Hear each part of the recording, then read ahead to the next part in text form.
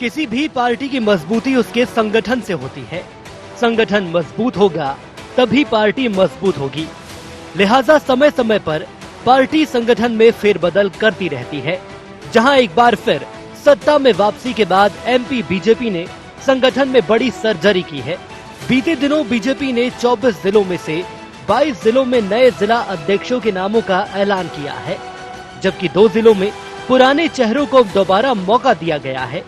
खास बात ये है कि इन सभी 24 नामों में ज्यादातर युवा मोर्चा से आए पदाधिकारी और कार्यकर्ता हैं। खास बात ये है कि भोपाल, इंदौर और ग्वालियर जैसे जिलों में अध्यक्षों को बदला गया है। सुमित पचौरी को भोपाल शहर बीजेपी की कमान दे दी गई है। सिर्फ सतना में नरेंद्र त्रिपाठी और नरसिंहपुर में अभिलाष मिश्रा को दोबारा उसी पद पर रखा गया है। आइए एक नजर डालते हैं जिला अध्यक्षों की सूची पर। उपचुनावों से पहले संगठन में बड़ा बदलाव। भोपाल और इंदौर में युवा नेताओं को कमान। सुमित पचौरी बने भोपाल नगर जिला अध्यक्ष। कमल माखीजानी बने ग्वालियर नगर जिला अध्यक्ष। कौशल शर्मा बने ग्वालियर ग्रामीण जिला अध्यक्ष। गौरव रणदिवे बने इंदौर नगर जिला अध्यक्ष। राजेश सोनकर बने इंदौर ग्रामीण जिला अध्यक्ष। गौरव सिरोठिया बने सागर के जिला अध्यक्ष। प्रीतम लोधी बने दमोह के जिला अध्यक्ष। अजय सिंह पटेल बने रीवा के जिला अध्यक्ष। नरेंद्र त्रिपाठी बने सतना के जिला अध्यक्ष। शहडोल, नरसिंहपुर, सिवनी, उमरिया, होशंगाबाद, बैतूल, रायसेन, बुरहानपुर, झाबुआ, धार, आगर, देवास, मंदसौर और विदिशा में जिला अध्यक्ष की नियुक्ति हुई। इधर जिला अध्यक्षों की नियुक्ति पर असंतोष पनपने लगा है। पार्टी के कई बड़े नेताओं से बिना पूछे की गई इन नियुक्तियों पर प्रदेश अध्यक्ष वीडी शर्मा से ज्यादा नाराजगी प्रदेश संगठन महामंत्री सुहास भगत को लेकर बढ़ रही है। उनके एक तरफा निर्णय को लेकर पार्टी के नेता नाराज हैं। सूत्रों के मुताबिक इस मामले में प्रदेश के कुछ बड़े नेताओं ने केंद्रीय संगठन के सामने अपनी बात रखी है। मुख्य रूप से बड़े शहरों इंदौर, भोपाल और ग्वालियर में ज्यादा विरोध देखने को मिल रहा है। हालांकि विधानसभा चुनाव में मिली हार के बाद ही बीजेपी को संगठन में बदलाव करना जरूरी हो गया था। पार्टी चाहती भी थी कि अब ऐसे नए चेहरों को जिम्मेदारी सौंपी जाए जिनके पास जनाधार हो, क्योंकि आगामी दिनों में सूबे में 24 सीटों पर उपचुनाव होने हैं और पार्टी का यही जनाधार सत्ता बरकरार रखने में काम आएगा। लेकिन अब प्रदेश अध्यक्ष के सामने ये बड़ी चुनौती हो गई है, जो नियुक्ति को लेकर नेता, पदाधिकारी और कार्यकर्ताओं में नाराजगी है। उन्हें कैसे साध पाने में सफल होते हैं। Bureau report, IND 24।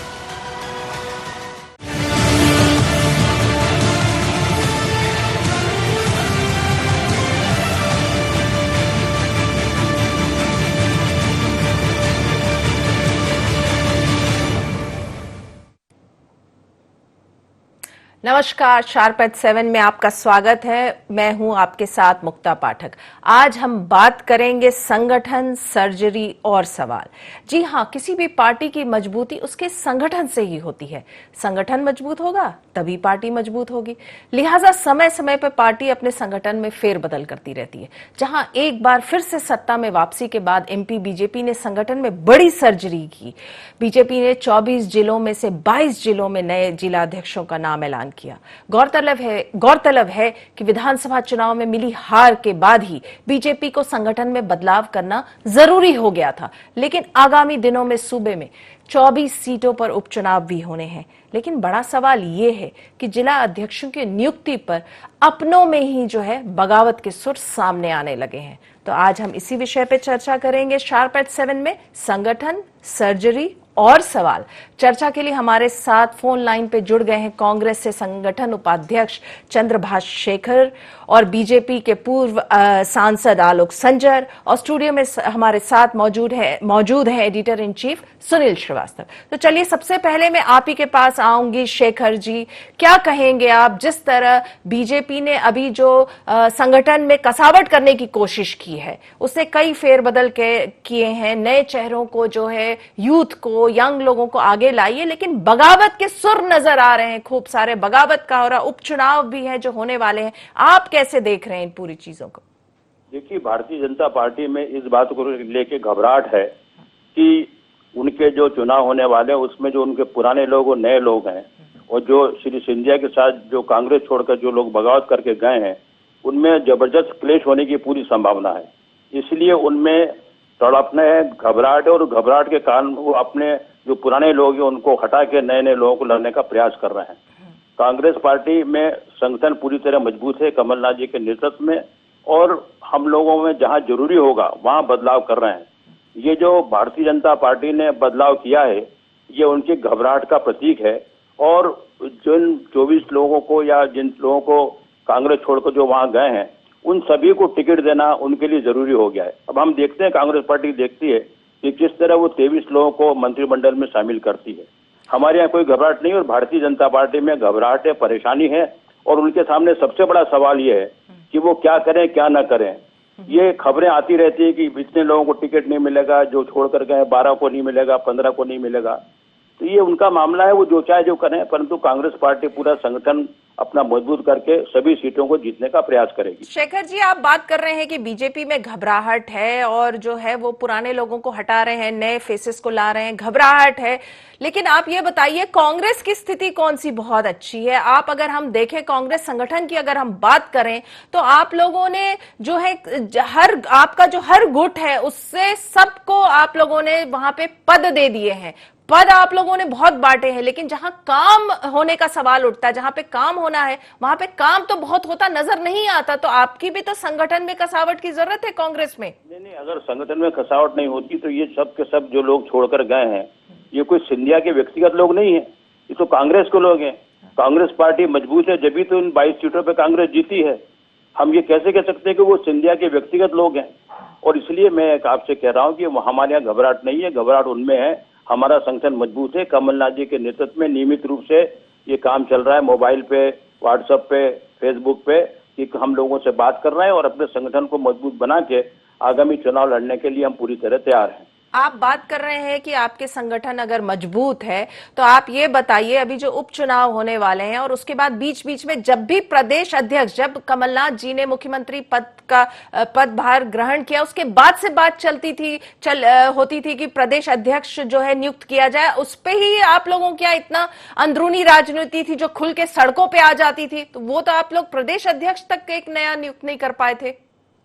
नहीं, देखिए, ये तो स्वयं कमलनाथ जी ने जब मुख्यमंत्री बने, उन्होंने स्वयं ये कहा था कि मैं दोनों पदों पे नहीं रहना चाहता हूँ। वो मुख्यमंत्री बन गए थे, और मुख्यमंत्री पद और कांग्रेस अध्यक्ष का पद, 2 पद उनके पास थे और आज भी हैं। तो स्वयं कमलनाथ जी ने हाईकमान में जाके सोनिया जी को कहा था कि वे एक पद किसी को सौंप दें। उस समय हाईकमान ने उनसे कहा कि नहीं, अभी आप रहिए, और समय आने पर हम कांग्रेस अध्यक्ष को मनोनीत कर देंगे। तो ऐसा नहीं कि हमारे कोई विवाद हुआ। अब ये अलग बात है कि प्रत्येक व्यक्ति की महत्वाकांक्षा होती है। कांग्रेस एक खुली संस्था है, एक जनमानस, एक जनता की पार्टी है। वहां नागपुर से बैठकर तय नहीं होता है। हमारे यदि कोई ये कहता है कि मैं योग्य बनना चाहता हूं, तो इसमें क्या अनुचित है? उसको हम गुटबाजी नहीं कहेंगे। व्यक्ति की महत्वाकांक्षा तो होती है। इसलिए मैं निवेदन करता हूं कि हमारे यहाँ इस तरह की कोई बात नहीं है। आज भी कमलनाथ जी हमारे नेता हैं, और उनके नेतृत्व में हम चुनाव जीतेंगे, और अधिक से अधिक सीटें हम लोग 22-23 सीटें जीतने का पूरा शेखर जी, आप बने रहिएगा हमारे साथ। मैं जाऊंगी अपने editor in chief Sunil Srivastava ji के पास। आपने सुना जिस तरह से शेखर जी कह रहे थे कि जो बीजेपी में जो अभी बदलाव हुआ है, जिस तरह से बीजेपी कह रही है कि वो संगठन में कसावट करने की कोशिश कर रही है, और उसका उद्देश्य भी वही है कि संगठन जो है मजबूत हो, क्योंकि उपचुनाव है, अभी उपचुनाव है सामने। लेकिन जिस तरह से विरोध के सुर आ रहे हैं, जो हो रहे हैं, उस पर आप क्या कहेंगे? आपका क्या विश्लेषण है सुनील जी?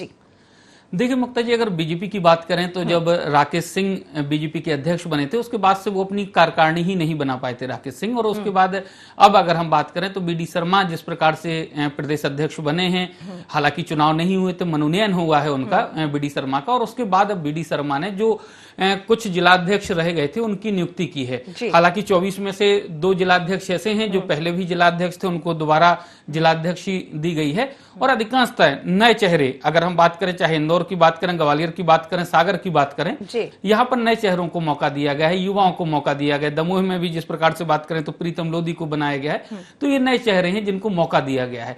वहीं अगर हम कंपेयर करें कांग्रेस के मुताबिक तो बीजेपी में जिस प्रकार से गुटबाजी जरूर है, कमल माखीजानी को जब जिलाध्यक्ष ग्वालियर का बनाया गया उनको लेकर खींचतान हुई है, पार्टी आलाकमान तक शिकायतें हुई हैं, पत्राचार हुआ है। अगर हम भोपाल की भी बात करें तो कमोबेश भोपाल में भी यही स्थिति है।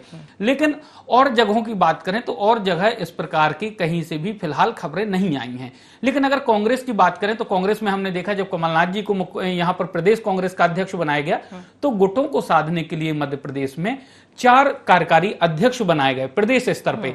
जीतू पटवारी, रामनिवास रावत, बाला बच्चन और सुरेंद्र चौधरी, ये 4 प्रदेश कार्यकारी अध्यक्ष बनाए गए। उसके बाद अगर हम बात करें तो जिलों में भी ये फॉर्मेट लागू किया गया। 4-4 का एक जिलाध्यक्ष के साथ 4-4 या 5-5 कार्यकारी अध्यक्ष बनाए गए, क्योंकि सभी को संतुष्ट करना। पीसी शर्मा जब जिलाध्यक्ष थे भोपाल के, जब हमने देखा 250 लोगों से लंबी ज्यादा कार्यकारिणी थी उनकी, लगभग बात करें तो 10 से 15 प्रवक्ता जिला में थे। अब जिले में 15 प्रवक्ताओं का क्या काम है? तो अभी भी कमलनाथ जी की कार्यकारिणी हम देखें मुक्ता जी तो लगभग 50 से ज्यादा प्रवक्ता और मीडिया पैनलिस्ट हैं। इतने लोगों की मेरे ख्याल से आवश्यकता नहीं है, और पार्टी खुद चंद्रप्रभाष शेखर जी भी ये मानते होंगे कि इतने लोगों की अगर जो नियुक्ति की गई, क्योंकि कई बार हमने खुद देखा शोभा ओझा जी जब मीडिया के अध्यक्ष थी मीडिया विभाग की, उनसे जो हमारे पास लिस्ट आई उस लिस्ट में कुछ और नाम होते थे और कई लोग दावा करते थे कि कांग्रेस के प्रवक्ता हैं। ऐसी स्थिति भी कांग्रेस में देखने को मिली। कांग्रेस के साथ दुर्भाग्य रहा कि सबको ऑबलाइज करने के लिए। आपको रोकना चाहूंगी, वक्त हो चला है एक छोटे से ब्रेक का। चंद्रशेखर जी आप हमारे साथ बने रहिएगा,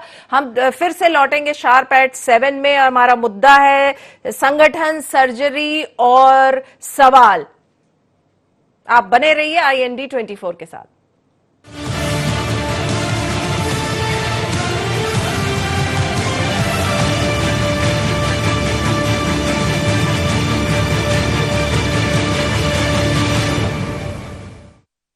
बाबा इलायची को जैसे ही चखा तो लगा कि लाइफ के हर टेस्ट में होना चाहिए प्लेजर।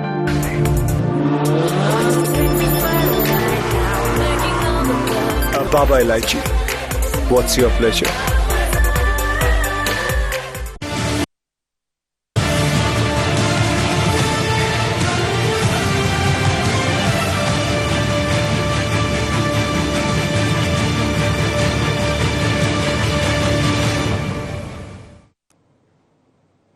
ब्रेक के बाद आपका फिर से एक बार स्वागत है। शार्प एट 7 में हम चर्चा कर रहे संगठन, सर्जरी और सवाल। बीजेपी की नई टीम है, नई चुनौती है। हमारे साथ फोन लाइन में जुड़े हैं आलोक संजर जी, पूर्व सांसद हैं और उन्होंने कई साल तक जो है बीजेपी के संगठन में भी कई बड़ी जो है महत्वपूर्ण भूमिका निभाई है। आलोक संजर जी, आपका स्वागत है शार्प एट 7 में। क्या कहेंगे, जिस तरह से बगावत के सुर जो है वो नजर आ रहे हैं आपके संगठन में, बीजेपी के संगठन में, आप क्या कहेंगे?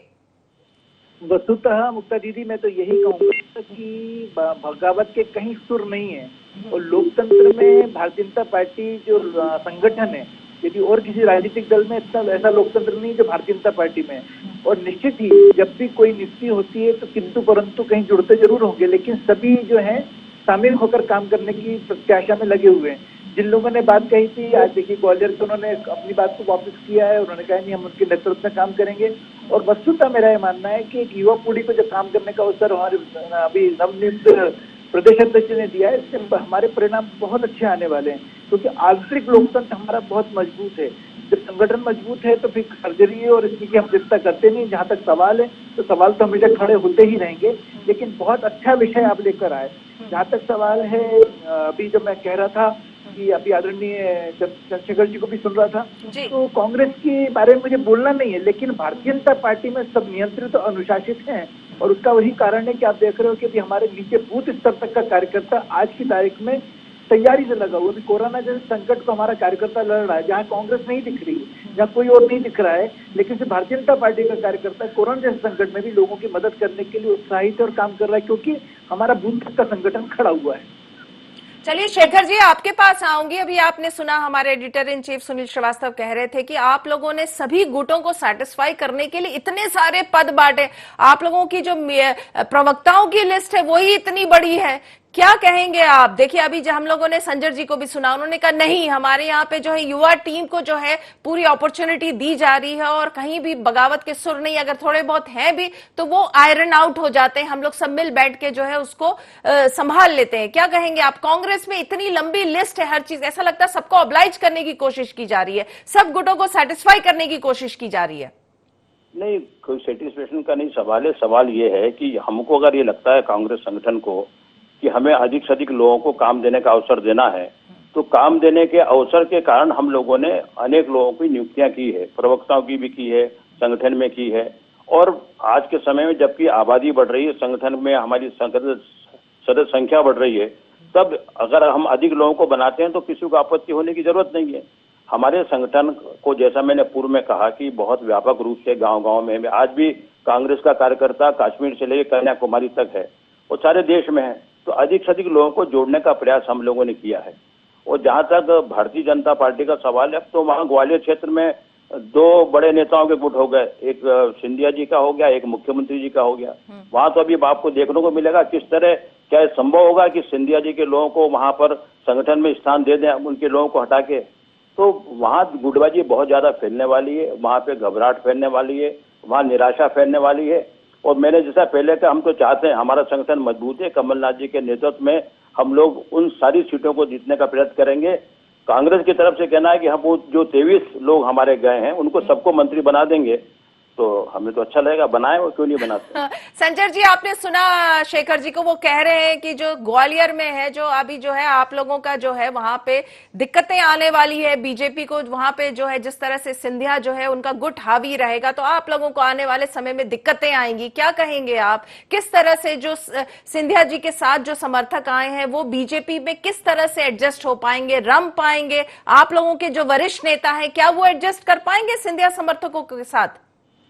देखिए, भारतीय जनता पार्टी संगठन एक परिवार है और परिवार में जो हमारे साथ आ गए हैं, वो भारतीय जनता पार्टी में जो आ गए हैं, वो सिंधिया गुट और ये सब कांग्रेस के लोग जरूर बोलते रहेंगे, लेकिन वो भारतीय जनता पार्टी के कार्यकर्ता हैं। और भारतीय जनता पार्टी के कार्यकर्ता होने के नाते हमारे यहाँ शुरू से कहा गया, जब हमने अपना काम शुरू किया था, कि हमारा प्रत्याशी कौन, तो हमारे सभी कार्यकर्ताओं को कहा जाता था कि हमारा प्रत्याशी कमल का फूल है। और ये हमारा भारतीय जनता पार्टी का एक कार्यकर्ता इस बात को भलीभांति समझता है। कहीं ना कहीं उदासी के स्वर जरूर प्रकट होंगे, उदित होंगे, लेकिन मुझे लगता है कि वो वहीं के वहीं खत्म हो जाने वाले हैं, क्योंकि सब जब इन्वायरमेंट मेक्स द मैन, सारे लोग, सारे कार्यकर्ता जब मिलकर काम करेंगे तो निश्चित रूप से परिणाम बहुत सार्थक आएंगे। यदि हम विधानसभा के चुनाव का परिणाम देखेंगे तो बहुत सारे आप देखेंगे बहुत ही नॉमिनल मार्जिन से हमको सीटें हारे हैं, लेकिन आज भारतीय जनता पार्टी का कार्यकर्ता उत्साहित है। बल्कि मैं कहूँ कि यदि हम चुनाव तक जीतते और सरकार बनाते तब इतना उत्साह न होता, लेकिन अभी जिस तरह से कांग्रेस के जो कच्ची मिट्टी का पक्कर जो बर्तन बनाया गया था टूट गया, ये दोबारा बर्तन का रूप धारण नहीं करने वाला है, क्योंकि वो मिट्टी कच्ची थी, उसको पकाकर मटका जरूर बनाया था इन्होंने, लेकिन वो चूर चूर हो गया, क्योंकि अपने ही कार्यकर्ताओं का भारी उन्होंने अपमान किया है।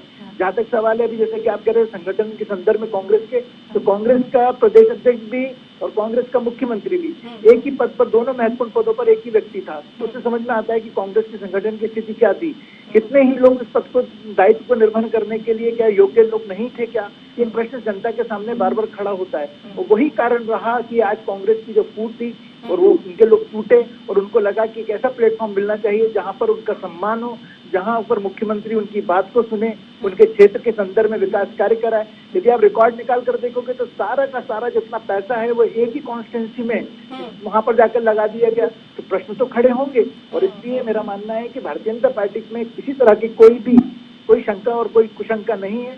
सारे कार्यकर्ता मिलकर आने वाले समय में जो उपचुनाव होने वाले हैं, सारी सीटें भारतीय जनता पार्टी जीतेगी और ये हमारा एकता का परिचय है। आप बने रहिए संजय जी, आप भी, और शेखर जी आप बने रहिएगा। मैं जा रही हूँ editor in chief Sunil Srivastava ji के पास। मैं एक चीज पूछना चाहूंगी सुनील जी, आप और हम लोगों ने कई सालों से यहाँ पे जो है कवरेज किया बीजेपी का, एक आपने देखा होगा, आपने भी देखा है कि देखिए ऐसा तो है नहीं कि बगावत नहीं होता, बीजेपी में बगावत होता है, लेकिन सब जो जनरली जो हम लोगों ने देखा है वो बंद कमरों में वो सॉल्व कर लेते हैं। ये चीज कांग्रेस में नहीं होती। कांग्रेस में जो बगावत होता है वो सीधे सड़कों पे आ जाती है। तो ये आप इस पर क्या कहेंगे? देखिए मुक्ता जी, अगर बात करें जिस प्रकार से आलोक संजर जी कह रहे हैं, बीजेपी को हम बहुत लंबे समय से देख रहे हैं, कवर भी करते रहे हैं।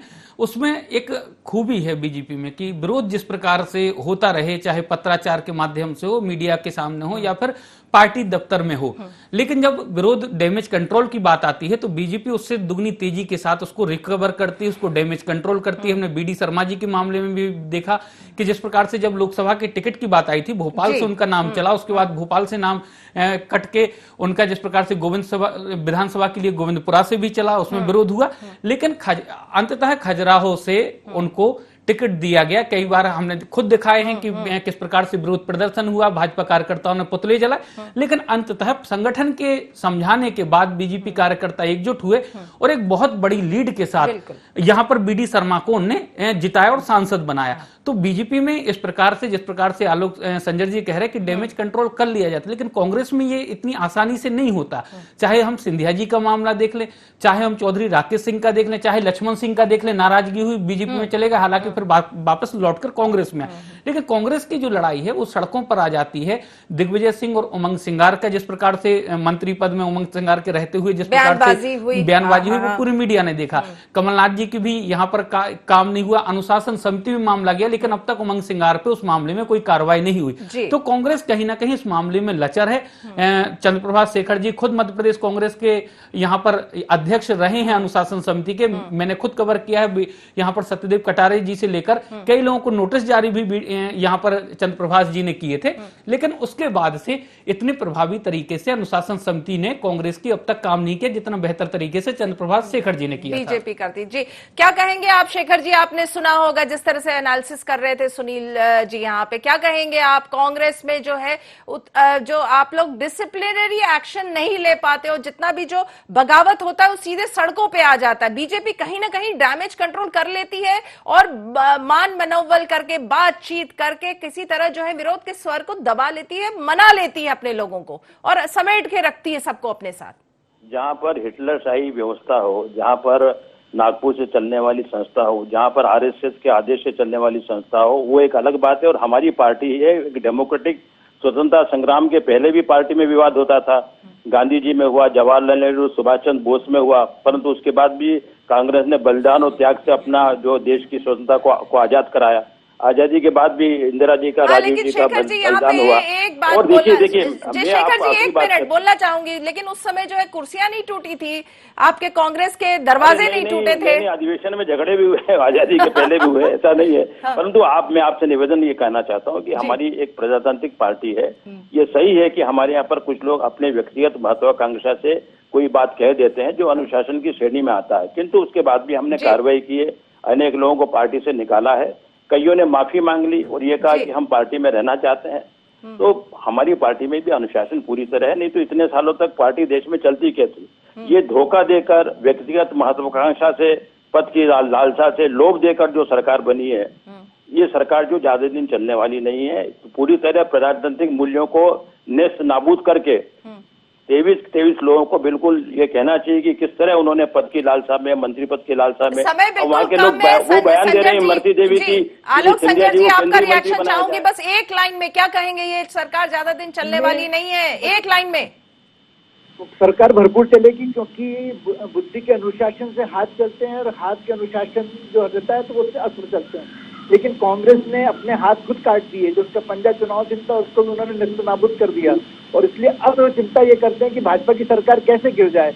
लेकिन भाजपा की सरकार जो है पूरे समय पर काम करेगी, शिवराज जी के नेतृत्व में भारतीय जनता पार्टी जन जन की सेवा करेंगे, और हमारी जो पुरानी नीतियां थी आप देख रहे हैं दोबारा से उनको हमने लागू कर दिया, जनता बहुत खुश है। चलिए आलोक संजर जी आपका और चंद्रशेखर जी आपका, आप दोनों का बहुत बहुत धन्यवाद। आप शार्प एट 7 में आप इस चर्चा में हमारे साथ शामिल हुए। संगठन, सर्जरी और सवाल हम बात कर रहे थे। भाजपा ने अपने संगठन में जिस तरह से नई टीम की घोषणा की है, भाजपा अध्यक्ष बीडी शर्मा ने, एक नई चुनौती है उनके सामने, वो जो है कई युवाओं को अपने साथ बात लाने की कोशिश कर रहे हैं। हालांकि थोड़े बहुत विरोध के स्वर जो है वो उठ रहे हैं, लेकिन जैसा कि बीजेपी में हम लोगों ने देखा है कि बीजेपी जो है विरोध को संभाल लेती है, बातचीत कर लेती है, मान मनोबल करके संभाल लेती है। अब आगे आने वाले उपचुनाव के समय ये एक नई चुनौती है, और अगर बगावत है तो इसके साथ अगर कांग्रेस इसका क्या फायदा उठा पाएगी। हालांकि बीजेपी का मानना है कि इसका कोई फायदा कांग्रेस को आने वाले समय में नहीं मिलेगा। तो शार्प एट 7 में आज बस इतना ही। आप बने रहिए IND 24 के साथ।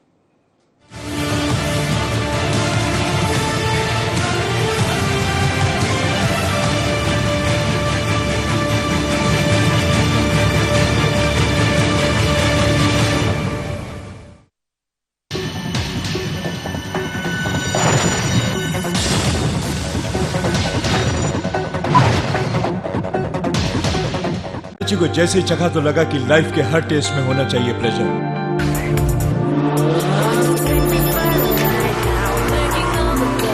Baba Elaichi, what's your pleasure?